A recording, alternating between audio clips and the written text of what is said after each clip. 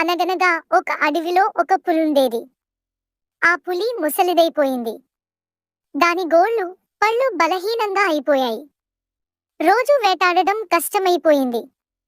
ఆకలితో బాధపడుతున్న పులి ఒకరోజు నదీ తీరాన బాగా మెరుస్తున్న ఒక బంగారపు గాజును చూసింది. వెంటనే వెళ్లి ఆ గాజును తీసుకుంది. ఇటు అటు చూస్తుంటే ఒక చెట్టు కింద కూర్చున్న మనిషి కనిపించాడు. ఆ మనిషిని చూస్తే పులికి నొరూరింది.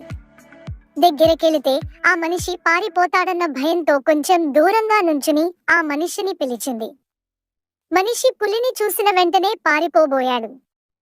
కాని ఆ పులి తన దగ్గరున్న గాజును చూపించి, నీకిది కావలా అనడిగింది.